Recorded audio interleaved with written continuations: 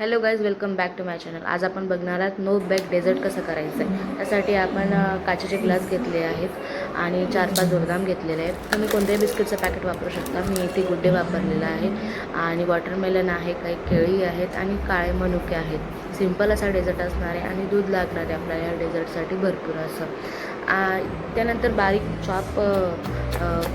बदाम चॉप करून घेतलेले एकदम बारीक असे आणि सगळं म्हणजे बारीक करून घ्यायचं. आणि हा डेझर्ट तुम्ही मोठ्यांना पण देऊ शकता, लहान बाळांना पण देऊ शकता किंवा याचं मिल्कशेक म्हणा किंवा मग डेझर्ट म्हणा मिक्सरमध्ये. जर लहान बाळांना देत असाल तर बारीक करून देण्यापेक्षा ग्राइंड करून द्या, तर त्यांना म्हणजे खायला इझी जाईल. पौष्टिक असं आहे आणि मोठे लहान दोन्ही पण व्यक्ती खाऊ शकतात. यामध्ये भरपूर असं फळ फ्रूट्स गेलेले आहेत, ड्रायफ्रूट्स आहेत, दूध आहे आणि पॉवर पॅक असं ब्रेकफास्टही म्हणू शकता तुम्ही. ब्रेकफास्टही त्याच्यामध्ये कॉर्नफ्लेक्स वगैरे ॲड करू शकता. आणि मॉर्निंगचं असं पॉवर पॅक ब्रेकफास्ट तुमचा रेडी होतो इथे. दिवसभर म्हणजे 12 वाजेपर्यंत तर बघायचं कामच नाही जर हे खाल्लं तर. आणि बनवायला पण खूप सोपं आहे आणि हेल्दी फक्त आहेच आहे. कोणते आपण शुगर ॲड वगैरे करणार नाही आहे. नॅचरल शुगर आहे, केळीमध्ये शुगर आहे, पुन्हा काळे मनुके आहेत. वॉटरमेलन तर ऑब्वियसली खूप गोड असतं, तर त्याला शुगरची काही गरजच नाही. इकडे सगळे फ्रूट्स वगैरे मी बारीक चॉप करून घेतलेले आहेत. इकडे बघू शकता केळीचे पातळ पातळ स्लाईस करून घेतलेले आहेत, बदामाचे काप करून घेतले, मनुकाचे काप करायचे आहेत आता, तर ते काप करून घेऊया.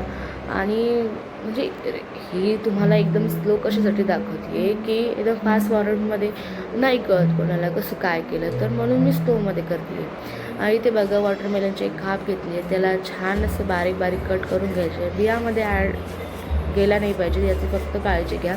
बिया वगैरे व्यवस्थित काढून घ्या. म्हणजे मी जे फोड कापली होती ना त्यामध्ये खूप कमी बिया होत्या. मी इझिली 2-4 असतील त्या हाताने काढून घेतलेल्या. इथे बघू शकता मी आधी आडव्या स्लाईस करून घेतल्या, मग उभ्या स्लाईस केल्या आणि ते चाकूच्या मदतीने काढून घेतले. हा डेझर्टनं तुम्ही म्हणजे सकाळी तयार करून रेफ्रिजरेटरमध्ये छान फ्रीज होऊ देऊ शकता आणि दुपारला कडक उन्हामध्ये एन्जॉय करा. म्हणजे हा सकाळी केला तरी इन्स्टंट चालतोच, काही हरकत नाही आहे, पण मग गरमीच्या दिवसामध्ये दुपारी छान लागतं. आणि चहाऐवजी जर तुम्ही शेक म्हणा, मिल्कशेक म्हणा, फ्रूट शेक म्हणा, जे तुम्हाला नाव द्यायचं असेल ते त्याला तुम्ही नाव देऊ शकता आणि एन्जॉय करू शकता. इथे बघू शकता तुम्ही वॉटरमेलनचे मी कसे काप करून घेतलेले बारीक बारीक आणि असेंबल पण खूप इझी आहे. नो तामझाम, नो जास्त काम, मेस पण होणार नाही आणि काहीच नाही. आणि खायला तर अप्रतिम लागते. मी तुम्हाला चव शब्दात सांगू शकत नाही. जेव्हा आम्ही हा एन्जॉय केला ना, म्हणजे आम्हाला सांगता नव्हतं येत, इतकं टेस्टी झालं. आणि ही इन्स्टंट रेसिपी मी कुठे बघितली नाही, काहीच नाही. मी असं म्हणजे सहजासहजी मला वंशची पप्पाने एक वेळेस करून खाऊ घातली होती. म्हटलं आता एक आपल्या प्रेक्षकांसाठी तर व्हायलाच पाहिजे शूट, म्हणून आज स्पेशल त्यांची फरमाईश होती आणि तुमच्यासाठी शूटही केलं. बिस्किटचे ते छोटे छोटे काप करून घेतलेले आहेत, म्हणजे हातानेच तोडून घ्यायचे.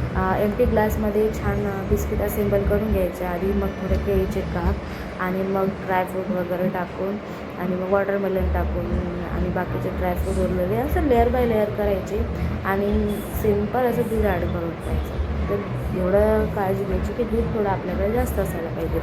मी म्हणजे मला साय आवडत नाही, खायला आवडत नाही. मला चहावर जर दिली ना तर प्रचंड आवडते, तर मी ते खाते. मला या डेझर्टमध्ये नाही आवडत. आणि सायचे फायदे तुम्हाला माहिती आहे, स्किनसाठी पण म्हणा, हेल्थसाठी पण म्हणा, साय खूप चांगली आहे.